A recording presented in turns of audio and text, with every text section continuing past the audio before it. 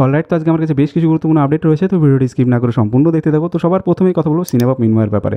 তো recently cinema মিনময়ের সঙ্গে খতরনাক একটি প্র্যাঙ্ক করে সিটু আর নীলাঞ্জনা। অ্যাকচুয়ালি সিনেমা মিনময়ের হয়তো কোনো একটা শ্যুট ছিল, সেখানে সিটু আর নীলাঞ্জনাকে ডাকে সেই শ্যুটিংয়ে, এবং এই শ্যুটের পরে তারা কী করে, সিনেমা মিনময়ের কাছে 1,00,000 টাকা চায়, আর যেটার জন্য সিনেমা মিনময় কোনোভাবেই প্রস্তুত ছিল না। এরপরে তার অবস্থা একদম খারাপ হয়ে গেছিলো, যেটা একদম দেখার মতো ছিল, একদম সিরিয়াস হয়ে গেছে সিনেমা মিনময়। সেই ভিডিওর আমি কিছুটা পার্ট আমি তোমাদেরকে দেখিয়ে দিচ্ছি, পুরোটা দেখলে নিচে ডিসক্রিপশনে লিঙ্ক থাকবে, তোমরা গিয়ে দেখে আসতে পারো। মানে তোমরা যেটা চার্জ করছো, তোমরা একটু ঘুরে, মানে টলিউডের লিডিং হিরোইন পেয়ে যেতাম এই জায়গায়। মানে আরে নীলাঞ্জনা ধর থরি পেতে ওরা থরি না, সে ঠিক আছে, কিন্তু মানে আমি তো তোমায় বলছি যদি প্ল্যান মানে আগে জানতাম যে তোমাদের এরকম চার্জ দিতে হবে, তাহলে আমি নীলাঞ্জনা না পেলে বেটার অপশন পেয়ে যেতাম। বেটার অপশন নিশ্চয়ই তুমি এরকম বলতে পারো না। দেখো তুমি কি বলছো, এটা বেটার অপশন পেয়ে যেতে। না, ক্যামেরা করছো নাকি তুমি? এটা এমনি ও নিয়ে আমরা ধরে আছে, আমরা তো যাচ্ছি বাড়ি বেরিয়ে। এই কনভারসেশন ক্যামেরা করো না। না আমরা ক্যামেরা করছি না। ক্যামেরা কেন করব? ক্যামেরা করছি না। ঠিক আছে, আমি কথা বলে জানাচ্ছি তোমাদের। प्रैंक हो गया आपके साथ, इट्स अ प्रैंक।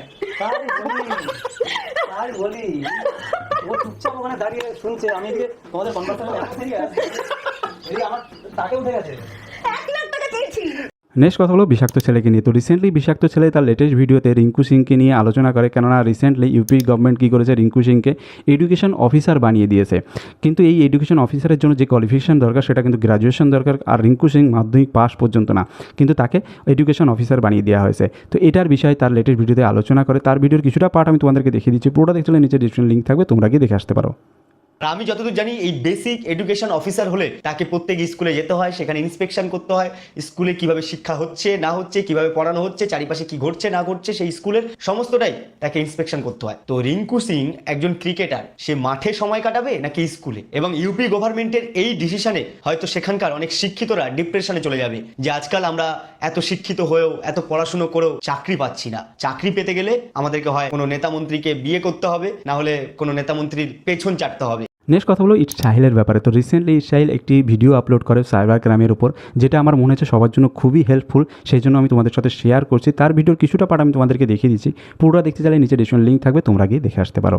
যাদের ব্যাংক অ্যাকাউন্ট ফ্রিজ হয়েছে তারা কিন্তু ইমিডিয়েটলি নিয়ারেস্ট উকিলবাবুর সাথে যোগাযোগ করো, যারা সাইবার ক্রাইমের কাজ করে, তাদেরকে দিয়ে তোমার ব্যাংক অ্যাকাউন্ট আনফ্রিজ করিয়ে তোমার নামে যে মামলাটা হয়েছে সেই মামলা থেকে চিরকালীন কি করে মুক্তি পাওয়া যায় সেই ব্যাপারে উকিলবাবুর সাথে কিন্তু কনসাল্ট করো। নাহলে কিন্তু বাইরের স্টেটের পুলিশ আসবে, তোমার ব্যাংক অ্যাকাউন্ট ফ্রিজ হয়ে গেছে হয়তো মাত্র 2,000-5,000 টাকার জন্য, এই মাত্র কটা টাকার জন্য বাইরের স্টেট থেকে পুলিশ এসে তোমাকে অ্যারেস্ট করে মান সম্মান তো গেলই, পাড়ার লোক তো হাসলোই, ঘুরিয়ে আবার বেলের টাকা খরচ, ঘুরিয়ে আবার ডেটে কোর্টে হাজিরা দাও। এত ঝামেলা না করে উকিলবাবুর সাথে কনসাল্ট করলে সমস্যাটা কোথায়? নেক্সট কথা বলবো নয়নজানের ব্যাপারে। তো রিসেন্টলি নয়নজানা একটি ভিডিও করে এবং সেই ভিডিওর মাধ্যমে সবাইকে জানায় যে তার ভিডিও অনেকেই চুরি করছে, এবং চুরি করে অনেকেই আছে যে লাখ লাখ ফলোয়ার কামিয়ে নিচ্ছে, আর যেটা একদমই ঠিক নয়। আর সেই জন্য সে সবার কাছে একটা রিকোয়েস্ট করে তার ভিডিওর মাধ্যমে।